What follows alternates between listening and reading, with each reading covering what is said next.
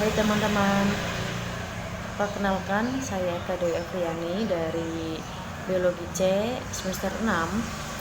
Pada kesempatan kali ini kami dari kelompok 3 akan sedikit menjelaskan mengenai bioteknologi dalam bidang peternakan.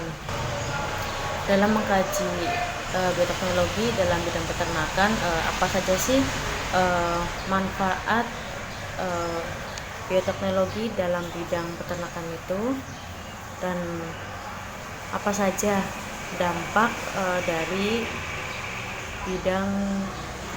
bioteknologi dalam bidang peternakan dan bagaimana sih penerapannya. Untuk tahu secara detail, yuk kita simak videonya. Assalamualaikum warahmatullahi wabarakatuh. Saya Friska Maulin. Di sini saya akan menjelaskan tentang pengertian bioteknologi. Bioteknologi dari asal katanya sendiri, yaitu bio yang artinya hidup atau organisme hidup, dan kata teknologi yang artinya suatu cara atau teknik. Kata bioteknologi mulai muncul pada tahun 1917 dari seorang ilmuwan asal Hungaria yang bernama Karl Erecki untuk menjelaskan penggunaan gula bit hasil fermentasi sebagai pakan ternak babi. Pemberian gula bit dapat meningkatkan produksi ternak babi. Cara ini disebut bioteknologi karena menggunakan gula bit dari hasil fermentasi. Namun pada saat itu orang belum tertarik untuk memahami istilah bioteknologi. Menurut Fahrudin 2010 halaman 13. Baru pada tahun 1961 Carl Goran Hayden, ahli mikrobiologi, menerbitkan jurnal ilmiah Bioteknologi and Bioengineering. Banyak mempublikasi hasil-hasil penelitian dalam jurnal tersebut, yaitu mengenai pemanfaatan jasad hidup dalam menghasilkan berbagai bahan untuk kebutuhan manusia. Kemudian muncul definisi bioteknologi yang diartikan sebagai pemanfaatan jasad hidup dalam industri untuk menghasilkan barang dan jasa. Selanjutnya yaitu bioteknologi berasal dari kata Latin yaitu bio yang artinya hidup, teknos atau teknologi yang artinya penerapan, dan logos yang artinya ilmu. Bioteknologi adalah suatu teknik modern untuk mengubah bahan mentah melalui transformasi biologi sehingga menjadi produk yang berguna. Menurut Supriyatna, tahun 1992 memberi batasan tentang arti bioteknologi secara lengkap, yaitu pemanfaatan prinsip-prinsip ilmiah dan kerekayasaan terhadap organisme, sistem, atau proses biologis untuk menghasilkan dan atau meningkatkan potensi organisme maupun menghasilkan produk dan jasa bagi kepentingan hidup manusia. Selanjutnya yaitu bioteknologi dibagi menjadi dua bagian. Bagian pertama yaitu ada bioteknologi modern, dan bagian yang kedua yaitu ada bioteknologi konvensional. Salah satu contoh dari bioteknologi konvensional adalah pembuatan tape, dan salah satu contoh bioteknologi modern adalah rekayasa genetika. Selanjutnya yaitu penerapan bioteknologi di bidang peternakan. Penggunaan bioteknologi guna meningkatkan produksi peternakan meliputi yang pertama yaitu teknologi produksi seperti inseminasi buatan, embrio transfer, kriopreservasi embrio, fertilisasi in vitro, sexing sperma atau embrio, cloning, dan splitting. Yang kedua yaitu rekayasa genetika seperti genome maps, marker assisted selection, transgenik, identifikasi genetik, dan konservasi molekuler. Yang ketiga yaitu peningkatan efisien dan kualitas pakan seperti manipulasi mikrorumen. Yang keempat yaitu bioteknologi yang berkaitan dengan bidang veteriner.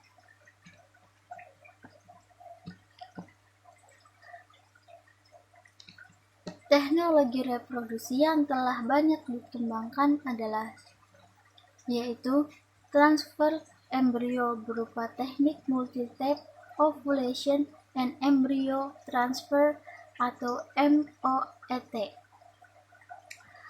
Teknik ini telah diaplikasikan secara luas di Eropa, Jepang, Amerika, dan Australia dalam 2 dasawarsa terakhir untuk menghasilkan anak atau embrio yang banyak dalam 1 kali siklus reproduksi. Selanjutnya yang kedua ada cloning. Cloning telah dimulai sejak tahun 1980-an pada domba. Saat ini pembelahan embrio secara fisik atau splitting mampu menghasilkan kembar identik pada domba, sapi, babi, dan kuda. Yang ketiga yaitu ada produksi embrio secara in-vitro. Teknologi in-vitro maturation atau IVM, in vitro fertilization atau IVF, in vitro culture atau IVC telah berkembang dengan pesat seperti kelinci, mencit, manusia, sapi, dan babi, dan domba telah berhasil dilahirkan melalui fertilasi inversion. Di Indonesia, transfer embrio mulai dilakukan pada tahun 1987. Dengan teknik ini, seekor sapi betina mampu menghasilkan 20-30 ekor anak sapi per tahun. Penelitian terakhir membuktikan bahwa menciptakan jenis ternak unggul sudah bukan masalah lagi. Dengan teknologi transgenik, yakni dengan jalan mengisolasi gen unggul, manipulasi, dan kemudian memindahkan gen tersebut dari satu organisme ke organisme lain, maka ternak unggul yang diinginkan dapat diperoleh. Babi transgenik di Princeton, Amerika Serikat kini sudah berhasil memproduksi hemoglobin manusia sebanyak 10-15% dari total hemoglobin manusia. Bahkan laporan terakhir mencatat adanya peningkatan hemoglobin manusia, adanya peningkatan presentasi hemoglobin manusia yang dapat dihasilkan oleh babi transgenik ini. Dalam bidang peternakan, bioteknologi dimanfaatkan untuk menghasilkan vaksin antibodi, pakan bergizi tinggi, dan hormon pertumbuhan. Contohnya seperti vaksin untuk ternak, yaitu vaksin untuk penyakit mulut dan kuku pada mamalia, vaksin NCD untuk mengobati penyakit tetelo pada unggas, dan vaksin untuk penyakit flu burung. Hormon pertumbuhan diberikan pada ternak untuk meningkatkan produksi daging, susu, atau telur. Contohnya adalah pemberian bovine growth hormone pada sapi perah dapat meningkatkan produksi susu dan daging hingga 20%, namun penggunaan hormon untuk memacu produksi pada ternak masih diperdebatkan karena berpotensi meningkatkan penyakit mastitis pada ternak dan membahayakan kesehatan manusia. Menurut Sutano tahun 2000. Penerapan bioteknologi dalam bidang peternakan adalah yang pertama yaitu ada teknologi transplantasi nukleus. Teknologi ini lebih dikenal dengan teknologi cloning, yaitu teknologi yang digunakan untuk menghasilkan individu duplikasi atau mirip dengan induknya. Teknologi cloning telah berhasil dilakukan pada beberapa jenis hewan. Salah satunya adalah pengkloningan domba yang dikenal dengan domba Dolly. Melalui cloning hewan, beberapa organ manusia untuk keperluan transplantasi penyembuhan suatu penyakit berhasil dibentuk. Adapun tahapan teknologi cloning adalah yang pertama yaitu isolasi nukleus atau inti sel dari hewan donor, nukleus isolasi dari sel puting susu domba dewasa dengan menggunakan teknik khusus sehingga dapat dikeluarkan dari membran sel. Yang kedua yaitu isolasi sel telur. Sel telur yang belum dibuahi diperoleh dari domba lain. Dibutuhkan banyak sel telur dalam teknologi ini karena banyak sel telur yang tidak mampu bertahan dalam tahapan pengkloningan lebih lanjut. Yang ketiga yaitu pengambilan nukleus dari sel telur. Yang keempat, penggabungan nukleus dengan sel telur. Nukleus yang telah diisolasi dari sel domba dewasa digabungkan ke dalam sel domba lain yang telah dihilangkan nukleusnya. Secara genetik, sel domba yang menerima nukleus identik dengan domba pendonor. Yang kelima yaitu pemasukan sel telur ke dalam rahim. Sel telur dimasukkan ke dalam rahim domba betina yang lain. Hanya sedikit sel telur yang mampu bertahan dan berkembang di dalam sel rahim. Sel telur yang mampu bertahan akan berkembang menjadi embrio dan selanjutnya akan dihasilkan anak domba yang mirip dengan domba pendonor nukleus. Cloning atau transplantasi atau pencakokan nukleus digunakan untuk menghasilkan individu yang secara genetik identik dengan induknya. Proses cloning dilakukan dengan cara memasukkan inti sel donor ke dalam sel telur yang telah dihilangkan inti selnya. Selanjutnya, sel telur tersebut diberi kejutan listrik atau zat kimia untuk memacu pembelahan sel. Ketika klon embrio telah mencapai tahap yang sesuai, embrio dimasukkan ke dalam rahim hewan betina lainnya yang sejenis. Hewan tersebut selanjutnya akan mengandung embrio yang ditanam dan melahirkan anak hasil cloning. Contoh hewan hasil cloning adalah domba Dolly. Sekian dari saya, kurang lebihnya mohon maaf. Wassalamualaikum warahmatullahi wabarakatuh. Bismillahirrahmanirrahim. Assalamualaikum warahmatullahi wabarakatuh. Perkenalkan, nama saya Dila Melinah. Saya dari kelompok 3. Nah, selanjutnya di sini saya akan menjelaskan materi mengenai teknik IB atau inseminasi buatan. Nah, teknik IB ini merupakan suatu cara atau teknik untuk memasukkan sperma yang telah dicairkan dan diproses terlebih dahulu yang berasal dari ternak jantan ke dalam saluran alat kelamin betina. Nah, adapun metode yang digunakan pada teknik IB ini adalah insemination gain. Adapun tujuan dari teknik inseminasi buatan ini adalah memperbaiki mutu genetika ternak. Yang kedua, mengoptimalkan penggunaan bibit pejantan unggul secara lebih luas dalam jangka waktu yang lebih lama. Yang ketiga, untuk meningkatkan angka kelahiran dengan cepat dan teratur. Selanjutnya itu ada penerapan IB pada ternak ditentukan oleh 4 faktor. Yang pertama itu faktor semen beku. Yang kedua, ada faktor ternak betina sebagai aseptor IB. Nah, untuk penjelasannya teman-teman bisa lihat di PPT ya.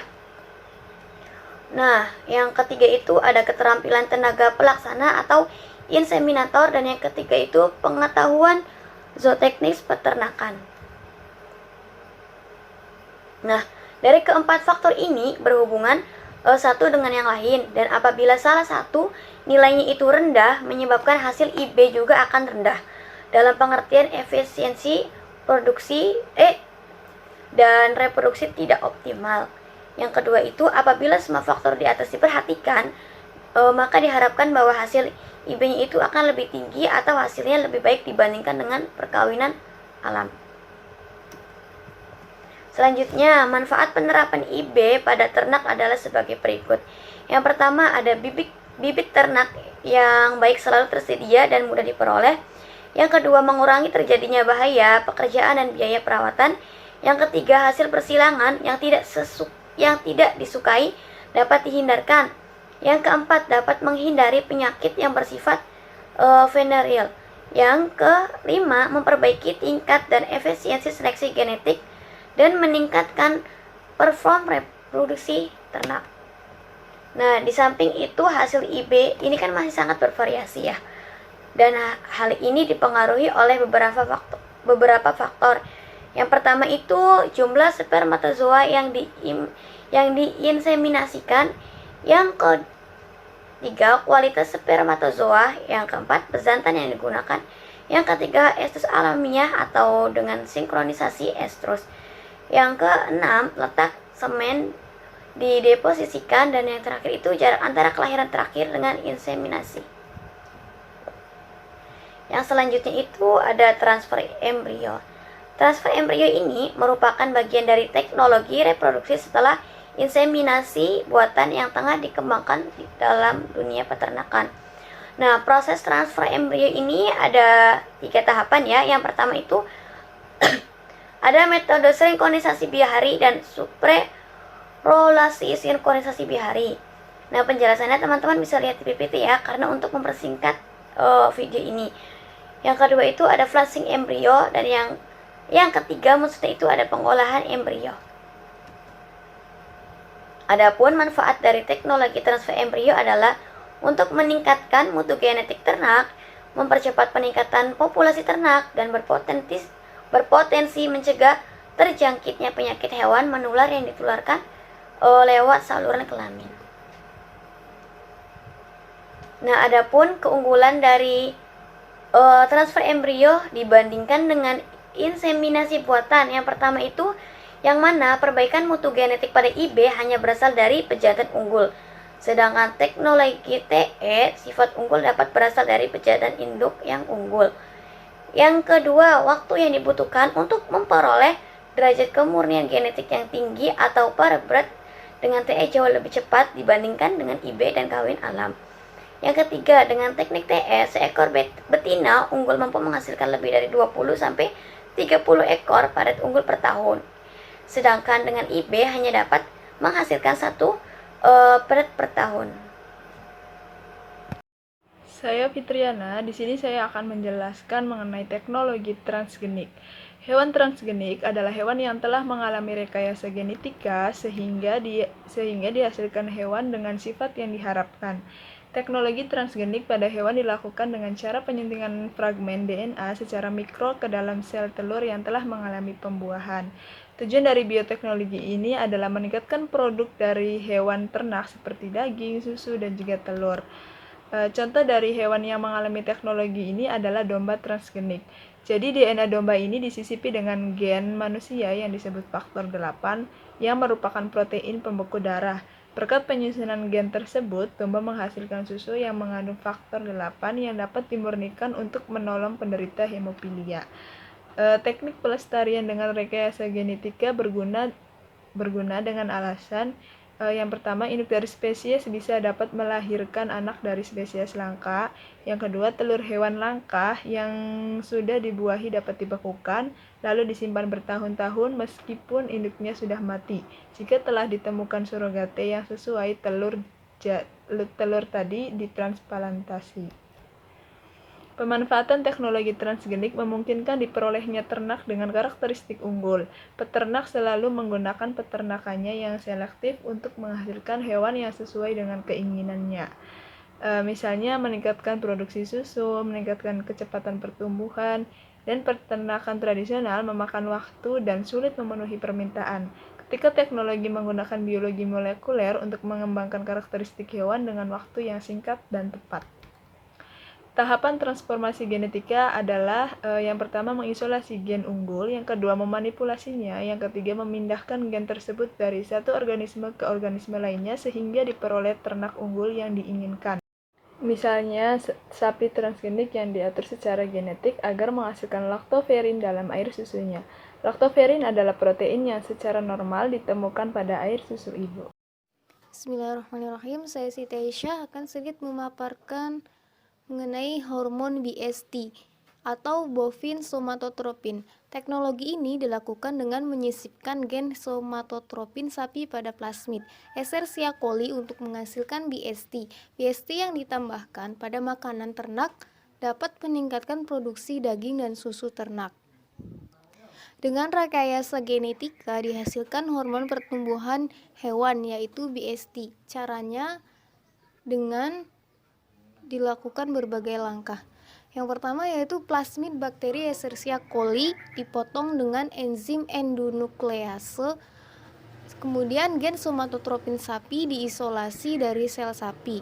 Selanjutnya gen somatotropin disisipkan ke plasmid bakteri.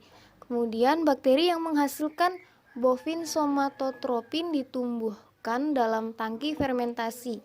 Bovine somatotropin diambil dari bakteri yang dimurnikan. Nah, kemudian hormon ini dapat memicu pertumbuhan dan meningkatkan produksi susu. BST ini mengontrol laktasi pengeluaran susu pada sapi dengan meningkatkan jumlah sel-sel kelenjar susu. Jika hormon yang dibuat dengan rekayasa genetika ini disuntikkan pada hewan, maka produksi hewan akan meningkat 20%. Pemakaian BST telah disetujui oleh FDA atau Food and Drug Administration, lembaga pengawasan obat dan makanan di Amerika.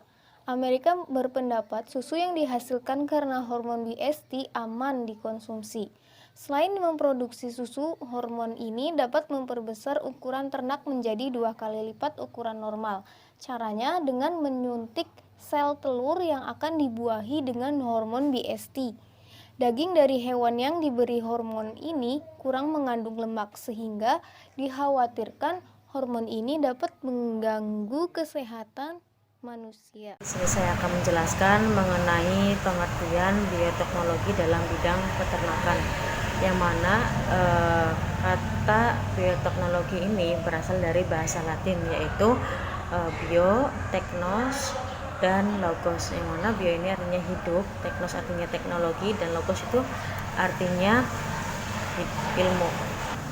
Jadi bioteknologi ini merupakan penerapan prinsip-prinsip dari ilmu dan teknologi untuk memproses materi melalui agen biologi agar dapat meningkatkan nilai tambah dalam produksi peternakan, yaitu misalnya rekayasa genetika dan teknologi produksi. Perkembangan bioteknologi dalam bidang peternakan akhir ini semakin maju dalam penggunaan bioteknologi yang berguna untuk meningkatkan produksi peternakan, meliputi teknologi produksi, rekayasa genetika, peningkatan efisiensi dan kualitas pakan, dan bioteknologi yang berkaitan dengan bidang veteriner. Selain itu juga dalam bidang peternakan, bioteknologi dapat dimanfaatkan untuk menghasilkan vaksin, antibodi, dan pakan bergizi tinggi dan hormon pertumbuhan. Bismillahirrahmanirrahim. Saya Siti Aisyah akan sedikit menyampaikan mengenai keuntungan bioteknologi di bidang peternakan secara umum. Dengan memanfaatkan aplikasi bioteknologi di bidang peternakan akan menghasilkan ternak dengan kualitas yang unggul. Salah satu contoh ternak unggul hasil dari bioteknologi antara lain ayam penghasil telur, ayam penghasil daging, sapi pedaging, sapi penghasil susu, dan kambing penghasil daging. Usaha untuk memperbanyak ternak tersebut dengan menggunakan teknik kawin silang, teknik kawin suntik, atau inseminasi buatan. Dengan teknik inseminasi buatan dapat menghasilkan keturunan sapi atau domba yang diharapkan tanpa mengenal sistem kawin serta tanpa melibatkan sapi atau domba jantan. Selanjutnya, dengan adanya teknik splitting yang mampu menghasilkan anak kembar identik pada domba, sapi, babi, dan kuda. Ya, selanjutnya akan dipresentasikan oleh saya Siti Anis Khairunisa, yaitu tentang dampak negatif cloning. ada beberapa dampak negatif dari pengkloningan. Yang pertama yaitu dapat disalahgunakan untuk menciptakan spesies atau ras baru dengan tujuan yang bertentangan dengan nilai kemanusiaan. Kemudian yang kedua, cloning pada hewan belum sepenuhnya sempurna. Contohnya adalah pengkloninan terhadap domba Dolly, yang mana menghasilkan domba Dolly yang memiliki berbagai banyak penyakit sehingga mengharuskan para ilmuwan untuk melakukan eutanasi. Yang ketiga yaitu terjadinya kekacauan kekerabatan dan identitas diri dari hasil cloning maupun induknya. Yang keempat, individu hasil cloning tidak akan mendapatkan imunitas bawaan. Oleh karena itu, individu hasil cloning mudah mendapatkan berbagai penyakit karena tidak adanya imunitas yang dihasilkan. Yang kelima yaitu berkurangnya keanekaragaman suatu spesies. Hal ini dikarenakan individu hasil cloning sama persis dengan induknya, baik dari segi DNA maupun sifat. Yang keenam, individu hasil cloning selnya diperoleh dari induknya. Bahkan, umur sel-sel hasil cloning sama dengan umur sel-sel induknya. Selanjutnya yaitu dampak negatif inseminasi buatan. Apabila inseminasi buatan dilakukan dengan tidak terkontrol, maka didapatkan beberapa dampak negatif yang diantaranya yang pertama, hilangnya atau punahnya ternak lokal akibat terkikis oleh munculnya ternak persilangan. Hal ini dikarenakan persepsi masyarakat yang lebih menyukai ternak persilangan, yang mana memiliki pertumbuhan yang lebih cepat sehingga berpengaruh terhadap nilai jual yang tinggi. Kemudian yang kedua, dapat menyebabkan stres dan menimbulkan resiko pada animal welfare. Terus yang ketiga, induk ternak lokal yang umumnya lebih kecil dibandingkan dengan induk sapi dari daerah tropis. Yang keempat, dapat menimbulkan efek inbreeding atau perkawinan sekeluarga. Hal ini berdampak naiknya proporsi lokus-lokus gen yang homozigot dan menurunkan gen heterozigot dalam segi genotip. Sedangkan dari segi fenotipnya ditandai dengan penurunan laju pertumbuhan, kinerja reproduksi, daya tahan tubuh, dan kadang-kadang disertai dengan cacat tubuh. Untuk penanggulan terhadap dampak negatif dari cloning dan juga inseminasi buatan, dilakukanlah penanggulan dengan metode konservasi in situ. Adapun metode konservasi in situ yaitu diantaranya pertama, mengisolasi bangsa ternak lokal dalam suatu lokasi tertutup dan dilakukan upaya pemurniannya. Kemudian yang kedua, mendatangkan pejantan unggul yang sejenis dengan bangsa ternak lokal tersebut untuk dilakukan program perkawinan dengan ternak lokal yang telah diisolasi. Terus melakukan program pemuliaan dan seleksi dengan ketat. Dan yang terakhir, mengaplikasikan program inseminasi buatan dengan menggunakan semen yang berasal dari pejantan unggul. Selanjutnya akan dibawakan oleh teman saya. Selanjutnya yaitu mengenai dampak negatif bioteknologi dalam bidang peternakan pada teknologi transgenik. Dampak yang pertama itu meningkatkan bobot lahir, yang kedua itu menyebabkan insiden kesulitan lahir, dan yang ketiga itu kehilangan perinatal yang lebih tinggi. Terdapat dua konsep yang berbeda tentang keselamatan hewan yang ada saat ini, yaitu konsep terbatas dan konsep luas. Pada konsep terbatas ini lebih fokus pada kesehatan biologi dari organisme yang diklon pada kualitas kejiwaan dari hewan yang ditunjukkan akibat intervensi manusia dalam hidupnya. Sedangkan konsep luas juga sangat mempertimbangkan mengenai kesempatan hewan untuk menunjukkan spesifikasi jenis spesies yang alami. Nah, dari kedua pendapat ini, perspektif ini menjadi dasar dari perbedaan tentang keselamatan hewan yang dapat resiko ditimbulkan dan juga dari segi etikanya. Pada bioteknologi pada hewan ini juga dapat mengganggu keseimbangan ekosistem lingkungan dan juga rantai makanan. Selain itu juga hasil dari rekayasa atau cloning kehilangan integritasnya sebagai hewan. Integritas yang dimaksud yaitu hak untuk hidup secara alami yang tidak diperoleh hewan hasil klon atau rekayasa. Hal ini dikarenakan hewan hasil bioteknologi ini tidak memiliki kesempatan hidup seperti hewan lainnya. Contohnya itu hidup di laboratorium. Dari konsep luas ini dapat memiliki beberapa resiko, yaitu adanya resiko pada kesehatan manusia dan resiko pada lingkungan dan rasio ekonomi.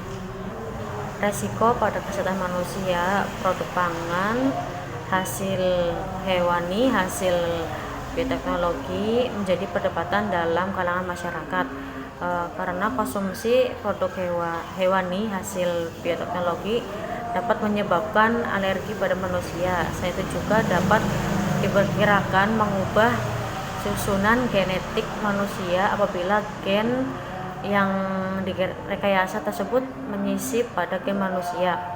Pada penyisipan gen itu dapat menyebabkan berbagai macam efek mutasi pada fisik manusia.